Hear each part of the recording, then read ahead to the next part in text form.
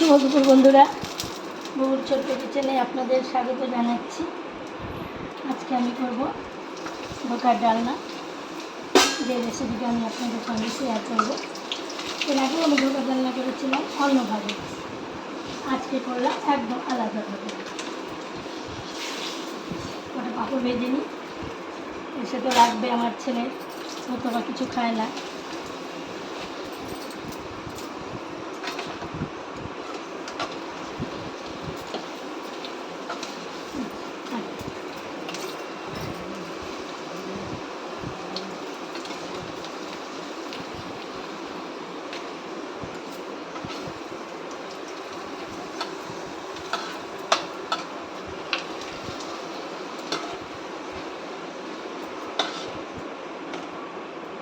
আজকে আমি ডালটাকে বেটে, অন্যদিন এমনি সিদ্ধ, আজকে সিদ্ধ করে থালার মধ্যে ঢেলে একটু ঠান্ডা করে পিস পিস করে কেটে নিয়েছি,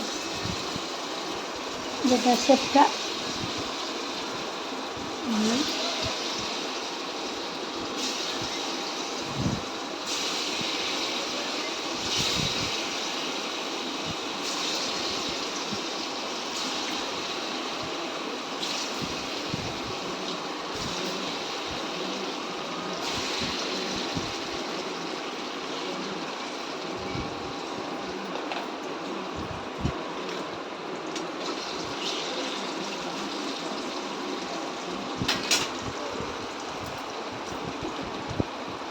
বলাগুলো একটু লাল লাল করে ভেজে উঠিয়ে নিলাম।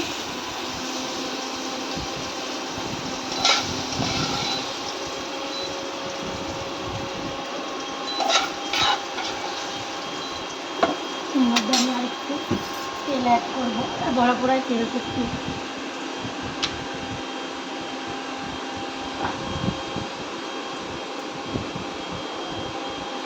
ভেজে শুকনো লঙ্কা ছিঁড়ে রেখেছি, দুটো শুকনো লঙ্কা, তেজপাতা, এলাচ, লবঙ্গ, দারচিনি দিয়ে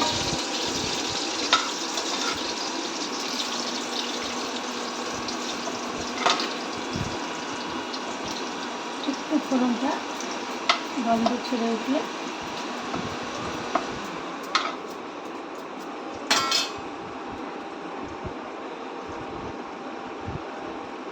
দিয়ে দেবো সিদ্ধ করা আলু।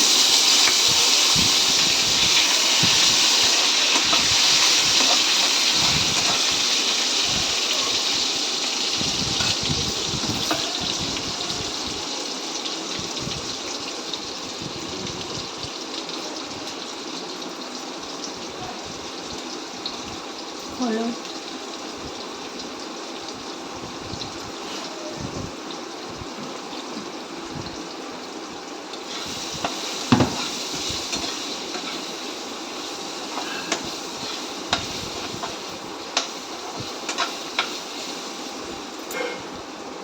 সামান্য লবণ, কেন বড়াতে লবণ দেওয়া আছে, ওই জন্য বেশি দেওয়া যাবে না। অবশ্য লবণটা আপনারা নিজেরা টেস্ট করে নিজেদের মতন করেই দেবেন। এইভাবে ধোকা বানিয়ে খেয়ে দেখবেন, ভালো লাগবে, খারাপ লাগবে না। এবার আমি একটা পেস্ট তৈরি করে রেখেছি, জিরা, আদা, টমেটো, লঙ্কা, ধনে গুঁড়ো সব কিছু দিয়ে এই পেস্টটা আমি এখন মধ্যে দিয়ে দেবো।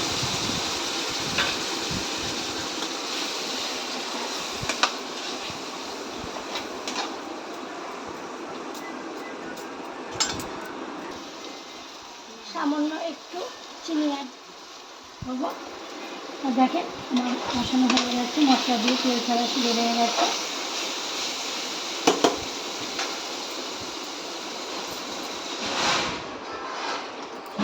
জল দিয়ে দিলাম, আগেই বলেছি আমি গরম জলটা ইউজ করি।